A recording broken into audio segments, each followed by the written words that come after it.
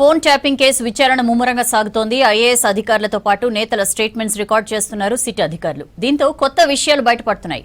Phone tapping చేయడానికి Prabhakar Rao team review కమిటీని తప్పుదో పట్టించినట్లు గుర్తించారు సిట్ అధికారులు. గత ఎన్నికల టైంలో రేవంత్ రెడ్డి పోటీ చేసిన కామారెడ్డిలోనూ Prabhakar Rao team tapping point పెట్టినట్లు సమాచారం సేకరించారు.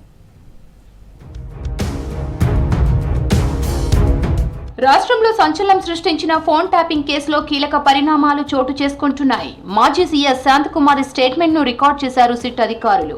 ఫోన్ ట్యాపింగ్ చేసిన ఎస్ఐబి రివ్యూ కమిటీ ప్యానెల్ ను తప్పుదోవ పట్టించిందని స్టేట్మెంట్ ఇచ్చారు. GAD political secretary Raghunandan statement ను కూడా రికార్డ్ చేశారు. మావోయిస్టు సానుభూతి పరులు ఉగ్రవాద సంబంధిత సంస్థలతో సంబంధాలు కలిగి ఉన్నారని ఎస్ఐబికి రివ్యూ కమిటీకి లేఖ పంపిందని గుర్తించారు సిట్ అధికారులు.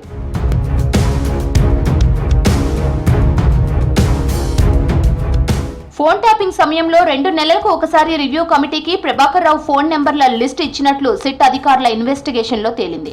జనరల్ ఎలక్షన్లలో పెద్ద మొత్తం ఫోన్ ట్యాపింగ్ లిస్ట్ ను రివ్యూ కమిటీ కన్ఫర్మ్ చేయగా 2023 నవంబర్లో 618 ఫోన్ నెంబర్లను రివ్యూ కమిటీ ద్వారానే ప్రభాకర్ రావు పంపించినట్లు ఐడెంటిఫై చేశారు. ఈ 618 ఫోన్ నెంబర్ల వ్యవహారంపైనే సిట్ అధికారులు స్టేట్మెంట్స్ రికార్డ్ చేస్తున్నారు. రివ్యూ కమిటీలో ఉన్న ఐపీఎస్ అధికారులు జితేందర్, అనిల్ కుమార్ వాంగ్మూలాలను నమోదు చేశారు.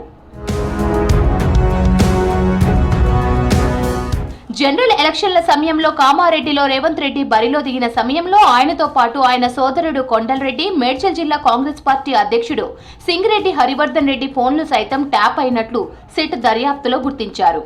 వరంగల్ జిల్లా కాంగ్రెస్ నేత బిళ్ల సుధీర్ రెడ్డి, సింగిరెడ్డి హరివర్ధన్ రెడ్డి వాంగ్మూలం నమోదు చేశారు. ఒకవైపు రాజకీయ నాయకులు, ఒకవైపు బిజినెస్ మెన్లు, ఒకవైపు జడ్జీలను కూడా వాళ్ళ యొక్క ఫోన్లు కూడా ట్యాప్ చేసిరంటే ఇంత నీచంగా దిగజారినో మనకు అర్థమైంది. మరి వెంటనే వాళ్ళ మీద చర్యలు తీసుకోవాలి. వాళ్ళకి ఏదైతే ఈ దారుణానికి పాల్పడినటువంటి అధికారులు కానీ రాజకీయ నాయకుల మీద వెంటనే చర్యలు తీసుకొని వాళ్ళను జైలుకు పంపాల్సిందిగా ఈ సందర్భంగా డిమాండ్ చేస్తూ ఉన్నాం.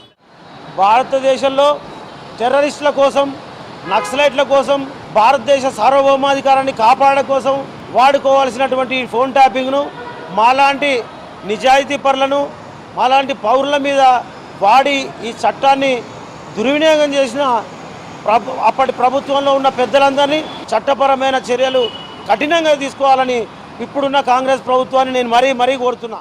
ఫోన్ ట్యాపింగ్ అనేది క్షమించరాని నేరమని, రాజ్యాంగ విరుద్ధమన్నారు అడ్వకేట్ అరుణ్ కుమార్. గతంలో ట్యాపింగ్ పై కేసీఆర్ పై పంజాగుట్ట పిఎస్ లో ఫిర్యాదు చేశానని గుర్తు చేశారు. లా ఆఫీసర్లు, జడ్జిల ఫోన్లు ట్యాప్ చేయడంలో శ్రీపతి సంతోష్ కీలకమని ఆరోపించారు. అతని వల్లే జడ్జిల ఫోన్లు ట్యాప్ చేశారన్నారు.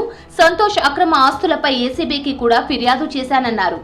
ఫోన్ ట్యాపింగ్ కేసులో సిట్ ఎదుట హాజరయ్యారు అరుణ్ కుమార్. నిందితులను కఠినంగా శిక్షించాలని కోరారు.